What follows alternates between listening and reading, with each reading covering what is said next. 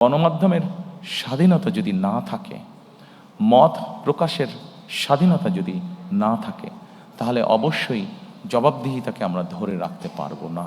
যে মুক্তিযোদ্ধা মন্ত্রণালয়ের মধ্যে আমরা একটি ডিপার্টমেন্ট তৈরি করতে চাই, যেটির কাজ হবে 2024 সালে যে গণ অভ্যুত্থান হয়েছে এবং বিগত 16 বছর ধরে গণতন্ত্র পুনরুদ্ধারের আন্দোলনে বহু মানুষ যারা গুম শিকার হয়েছেন, যারা বিভিন্নভাবে নির্যাতিত হয়েছেন, এই মানুষগুলোকে আমরা কিভাবে সহযোগিতা করতে পারি।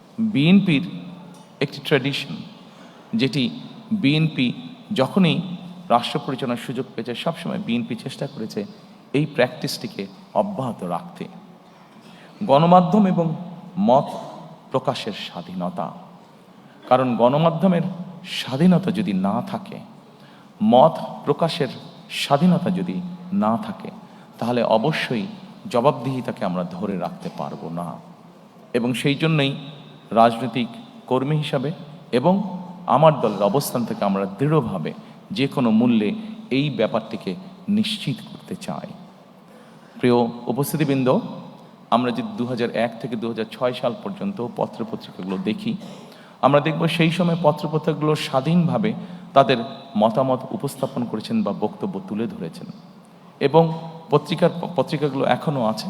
আমরা পত্রিকাগুলো খুললেই দেখতে পাবো যেভাবে বিভিন্নভাবে সরকারকে, তৎকালীন সরকারকে সমালোচনা করা হয়েছে। কিন্তু আমি খুব দৃঢ়ভাবে বলতে পারবো যে যেদিন যেই পত্রিকায় সরকারের বিভিন্ন বিষয় নিয়ে সমালোচনা করা হয়েছে, সেদিন সন্ধ্যার পরে কোনো এজেন্সি থেকে কোনো পত্রিকার কাছে কোনো ফোন আসেনি যে এই নিউজটা সরাতে হবে, এই নিউজটা কেন করলেন, বা এই ধরনের কোনো ফোন আসেনি, যা আমরা অবশ্যই গত 16-17 বছর দেখেছি।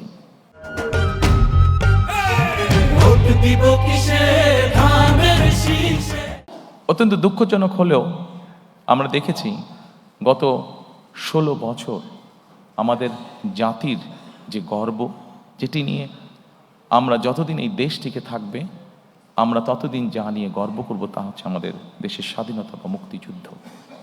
আমরা দেখেছি কিভাবে এই মুক্তিযুদ্ধটিকে একটি পরিবার বা একটি দলের সম্পত্তিতে পরিণত করার চেষ্টা করা হয়েছে।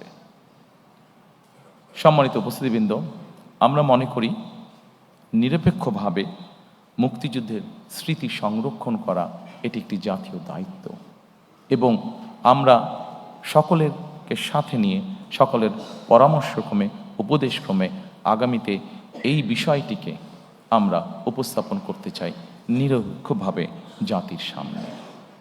গণ অভ্যুত্থানের শহীদ পরিবার ও যোদ্ধাদের কল্যাণার্থে আমরা এর ভিতরেই এটি বলেছি যে মুক্তিযোদ্ধা মন্ত্রণালয়ের মধ্যে আমরা একটি ডিপার্টমেন্ট তৈরি করতে চাই, যেটির কাজ হবে 2024 সালে যে গণ অভ্যুত্থান হয়েছে এবং বিগত 16 বছর ধরে গণতন্ত্র পুনরুদ্ধারের আন্দোলনে বহু মানুষ যারা গুম শিকার হয়েছেন, যারা বিভিন্নভাবে নির্যাতিত হয়েছেন, এই মানুষগুলোকে আমরা কিভাবে সহযোগিতা করতে পারি, কিভাবে এদের পাশে দাঁড়ানো যায়, সেই ব্যাপারে আমাদের একটি পরিকল্পনা রয়েছে আলাদা একটি ডিপার্টমেন্ট তৈরি করার মাধ্যমে।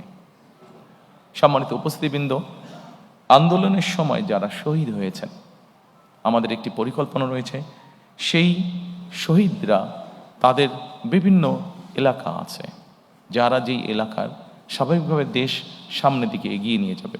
মানুষের প্রয়োজনে আমরা হাসপাতাল তৈরি করব, দেশের ভবিষ্যৎ প্রজন্মদের শিক্ষার জন্য আমরা শিক্ষা প্রতিষ্ঠান তৈরি করব ইনশাআল্লাহ। আমরা মানুষের যোগাযোগ ব্যবস্থা উন্নয়নের জন্য আমরা যোগাযোগ ব্যবস্থাকে উন্নয়ন করব, ব্রিজ, রাস্তাঘাট, বড় রাস্তাঘাট নির্মাণের মাধ্যমে।